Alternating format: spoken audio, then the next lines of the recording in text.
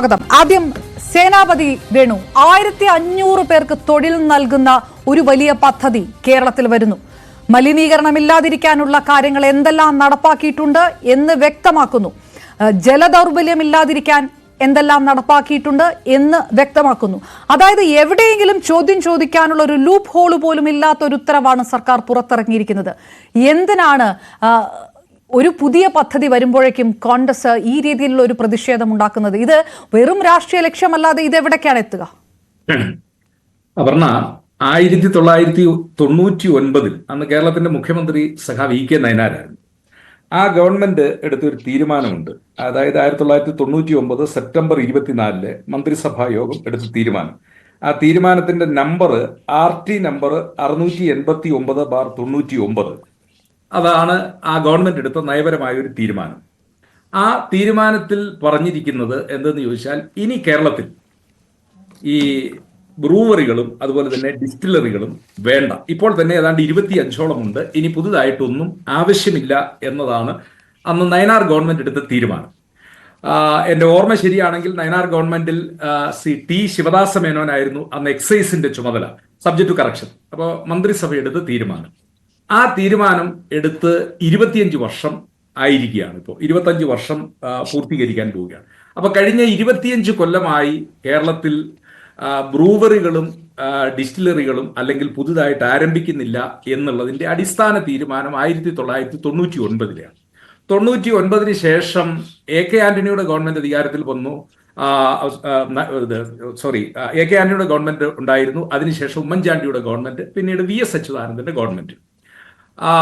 2016 വരെ കേരളത്തിൽ ഉണ്ടായിരുന്ന VS അച്യുതാനന്ദന്റെ ഗവൺമെന്റും ഇങ്ങനെ ഒരു കാര്യം തീരുമാനമെടുക്കാനായി തയ്യാറായില്ല എന്നുള്ളതാണ്. 2016 ഇടതുപക്ഷ ഗവൺമെന്റ് ശ്രീ പിണറായി വിജയന്റെ നേതൃത്വത്തിൽ അധികാരത്തിൽ വന്നപ്പോൾ, ഞാൻ അപർണ നിങ്ങളുടെ വിഷ്വൽ ശേഖരത്തിൽ ഉണ്ടെങ്കിൽ ഇവരുടെ ഒരു പരസ്യം ഞാൻ ഓർമ്മപ്പെടുത്തുകയാണ്.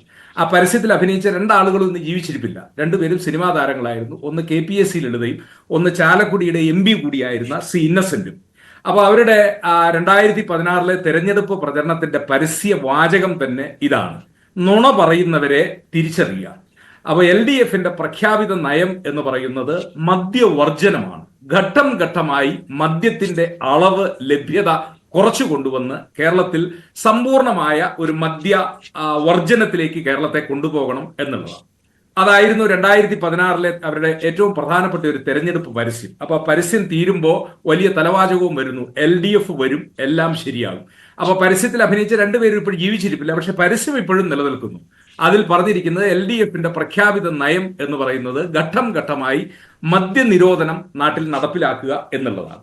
ഇവിടെ കൗതുകകരമായ ഒരു കാര്യം, 2018 4 ബിവറേജസ് ഇതുപോലത്തുള്ള കമ്പനികൾക്ക്, ഒന്ന് തൃശ്ശൂരിൽ പ്രവർത്തിക്കുന്ന ഒരു ശ്രീചക്ര, പിന്നെ ഒന്ന് പെരുമ്പാവൂരിലെ, അതിന് ഓഫീസോ പേരോ അഡ്രസ്സോ ഒന്നുമില്ല, പിന്നെ ഒന്നുള്ളത് കണ്ണൂരിലെ ഏതാണ്ട് ഒരു ശ്രീധരൻ കമ്പനിയോ അങ്ങനെ ഏതാണ്ട് ഒരു കമ്പനി, 4 പേർക്കാണ് അന്ന് അനുമതി കൊടുത്തത്. അപ്പൊ ഒന്ന് പ്രളയത്തിന്റെ മറവില്, പിന്നെ കോവിഡ് വരാൻ അതിന്റെ ആ കാലഘട്ടത്തില് ആരും അറിയാതെ 4 കമ്പനികൾക്ക് ഇതുപോലെ അനുമതി കൊടുത്തു. അന്നത്തെ പ്രതിപക്ഷ നേതാവ് ബഹുമാന്യായ ശ്രീ രമേശ് ചെന്നിത്തല, അദ്ദേഹത്തിന്റെ ഒറ്റയാൾ പോരാട്ടം എന്ന് തന്നെ പറയാം, ആ പോരാട്ടത്തിലാണ് ഈ അന്നത്തെ ബ്രൂവറി ഡിസ്റ്റിലറി അഴിമതി പുറത്തു വരികയും ഗവൺമെന്റിന് അതിൽ നിന്ന് പിന്നോട്ട് പോകേണ്ടതായ സാഹചര്യം ഉണ്ടാവുകയും ചെയ്തു. അപ്പോ 1999 വന്നിരിക്കുന്ന ഒരു എക്സിക്യൂട്ടീവ് ഓർഡർ ഇന്നോളം ആരും തിരുത്തിയിട്ടില്ല.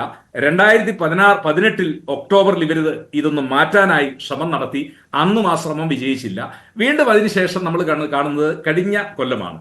കഴിഞ്ഞ കൊല്ലം ബാർ ഹോട്ടൽ അസോസിയേഷന്റെ സംസ്ഥാന അധ്യക്ഷൻ, ഞങ്ങളുടെ ജില്ലക്കാരനാണ്, ഇടുക്കി ജില്ലക്കാരനാണ്.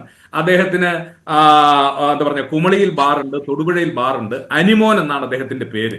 അദ്ദേഹത്തിന്റെ ഒരു വാട്സാപ്പ് മെസ്സേജ് നമ്മൾ ന്യൂസ് 18ലും ചർച്ച ചെയ്ത എന്തായിരുന്നു വാട്സാപ്പ് മെസ്സേജ്? എന്താ പറഞ്ഞ, 1-ാം തീയതിയിലെ ബാറുകളും ഇതൊക്കെ അടച്ചിടുന്നത് അത് എടുത്തു കളയാൻ പോകുന്നു. പുതിയ മദ്യനയം സർക്കാർ പ്രഖ്യാപിക്കുന്നു. അതുകൊണ്ട് നിങ്ങൾ ബാർ ഹോട്ടൽ ഉടമകളെല്ലാം ഒരു നിശ്ചിത തുക സംഭാവന ചെയ്യണം എന്നാവശ്യപ്പെട്ടുകൊണ്ട് അനിമോന്റെ ഒരു വാട്സാപ്പ് മെസ്സേജ്. അപ്പൊ അതിനെതിരെ വിജിലൻസ് അന്വേഷണമൊക്കെ വന്നു. ഇപ്പൊ ഇടതുപക്ഷം ഭരിക്കുന്ന കാലത്തുണ്ടാകുന്ന അതിന്റെ ഒരു ഫലം എന്താണെന്ന് നമുക്കറിയാം. ഏതായാലും അന്വേഷണം എങ്ങും എത്തിയില്ല, കുറ്റകൃത്യങ്ങളൊന്നും കണ്ടെത്തിയിട്ടില്ല.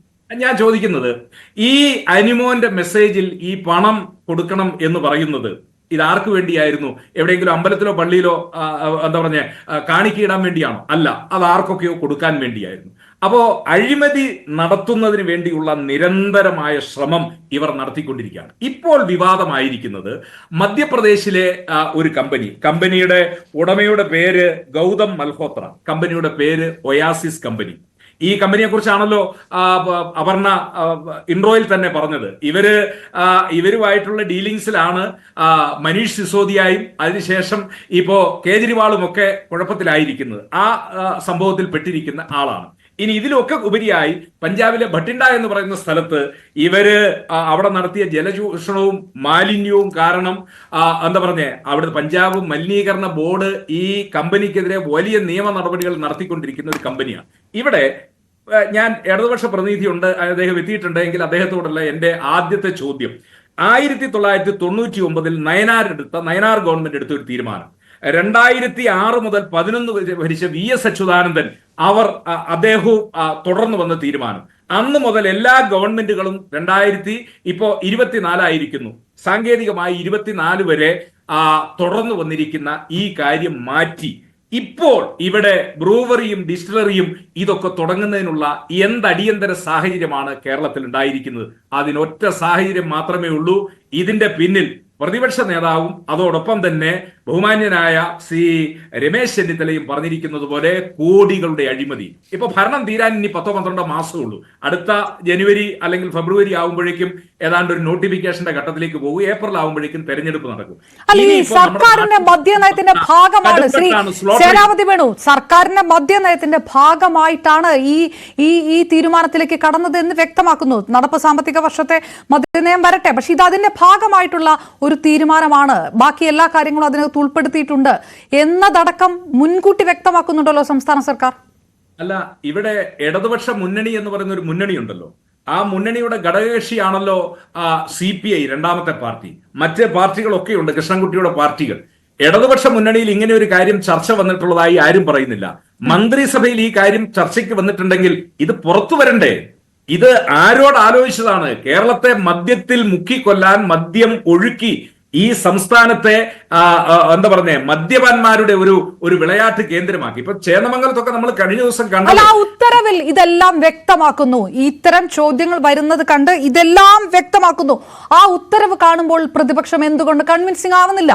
അല്ല, ഞാൻ തിരിച്ചൊരു ചോദ്യം ചോദിക്കുന്നു. അങ്ങനെയാണ് എങ്കിൽ ഓപ്പൺ ബിഡ്, ഓപ്പൺ ടെൻഡർ നടക്കണമല്ലോ. ആ ഓപ്പൺ ടെൻഡറിൽ രാജ്യത്തുള്ള എല്ലാ കമ്പനികളും അല്ലെങ്കിൽ ഇതിൽ താല്പര്യമുള്ളവര് 2018 അറ്റ്ലീസ്റ്റ് 7 പേര് അപേക്ഷ കൊടുത്തു. അല്ല, അത് കേന്ദ്ര സർക്കാരിന്റെ, അതും മന്ത്രി പറയുന്നു, കേന്ദ്ര സർക്കാരിന്റെ ഷോർട്ട് ലിസ്റ്റിലുണ്ട്, ഈ ഓപ്പൺ ടെൻഡറിന്റെ ആവശ്യമില്ല, അങ്ങനെ ഒരു ക്ലോസ് ഇതിനകത്തുണ്ട് എന്ന് മന്ത്രി പറയുന്നു. അതും ഒരു ടെക്നിക്കാലിറ്റിയുടെ പേരിലാണ് ചോദ്യം ചെയ്യപ്പെടുന്നത്. അല്ല, ഇത് രാജഭരണമൊന്നും അല്ലല്ലോ അപർണ. അങ്ങനെ ഞങ്ങൾ ഇന്ന ആൾക്ക് ഇതങ്ങ് കൊടുക്കാൻ തീരുമാനിക്കുന്നു എന്ന് പറയുന്ന ഒരു ഭരണമൊന്നും അല്ലല്ലോ. ഇതൊരു ജനാധിപത്യ രാജ്യമല്ലേ. ഈ കാര്യത്തിലൊക്കെ ഓപ്പൺ ടെൻഡറുകൾ നടത്തി. അപ്പം ഈ ടെൻഡർ നടക്കാത്തതിന്റെ കാരണം എന്താണ്? ഇതിനകത്ത് വലിയ അഴിമതിയും ഈ പറഞ്ഞിരിക്കുന്ന ഒയാസിസ് കമ്പനിയും ഗൗതം മൽഹോത്രയും ഒക്കെ ഇവർ ചോദിക്കുന്നതോ അല്ലെങ്കിൽ ഇവർ ആഗ്രഹിക്കുന്നതോ കൊടുക്കാനുള്ള വാഗ്ദാനമോ അല്ലെങ്കിൽ കൊടുത്തിട്ടുണ്ട് എന്നുള്ളതാണ്. ഇതെവിടെയായത് തുടങ്ങാൻ പോകുന്നത്? അതിൽ ഏറ്റവും കൗതുകരമായ കാര്യം, കോളേജ് തുടങ്ങാൻ പോകുന്നു എന്ന പേരിലാണല്ലോ കോമ്പൗണ്ട് വളച്ചു കിട്ടുന്നത്. അതിനുശേഷം നമ്മുടെ നാട്ടിൽ പെട്ടിക്കട തുടങ്ങുന്നതിന് പോലും പ്രാഥമികമായി പഞ്ചായത്ത് മുതലുള്ള ഒരുപാട് അനുമതികൾ വേണം. ഈ അനുമതികളൊക്കെ ഒരുപക്ഷെ ഗവൺമെന്റ് പുതിയ വ്യവസായ നയത്തിന്റെ ഭാഗമായിട്ടായിരിക്കാം. ഒരനുമതിയും ഇല്ലാതെ ഇത് തുടങ്ങാൻ. എവിടെയാ തുടങ്ങുന്നത്? പ്ലാച്ചിമടയില് നമ്മള് എന്താ പറഞ്ഞ കൊക്കക്കോളയെ കെട്ടുകെട്ടിച്ച നാട്ടിൽ. അപ്പോ 5 കോടി ലിറ്റർ വെള്ളം ഇത് പ്രവർത്തിക്കുന്നതിന് ആവശ്യമായിട്ട് ചൂഷണം ചെയ്യണം. ദിവസം 2 ലക്ഷം ലിറ്റർ വെള്ളം ഇതിനാവശ്യമാണ്. അപ്പൊ ഇതുപോലെ ജലചൂഷണം നടത്തി ഒരു നാടിനെ മുഴുവൻ തകർക്കാൻ, മുടിപ്പിക്കാനുള്ള ഒരു ശ്രമത്തിൽ ഇടതുപക്ഷ ഗവൺമെന്റ് കൂട്ടുനിൽക്കുമ്പോൾ ഇടതുപക്ഷ മുന്നണിയിലെ CPM ഒഴിച്ചുള്ള ഘടകകക്ഷിയിൽ, CPMന്റെ ഇപ്പോഴത്തെ ലക്ഷ്യമെന്നൊക്കെ പറയുന്നത് ഇന്നലെ ബിനോയ് വിശ്വം ചൂണ്ടിക്കാണിച്ചൊരു കാര്യമാണ്. ഇന്ന് ഇന്ത്യയിൽ ഇടതുപക്ഷത്തിന്റെ ഭരണം നിൽക്കുന്ന ഒരേ ഒരു സംസ്ഥാനം മാത്രമേ ഉള്ളൂ. അപ്പൊ ഇത് നിലനിർത്തണമെങ്കിൽ ഇനിയിപ്പോൾ ഉള്ള മാർഗം എന്ന് പറയുന്നത് കടുംവെട്ടാണ്. അതിന് സ്ലോട്ടറിംഗ് ആണ്. ആ സ്ലോട്ടറിംഗ് കേരളത്തിൽ ആരംഭിച്ച ഏറെ നാളായി.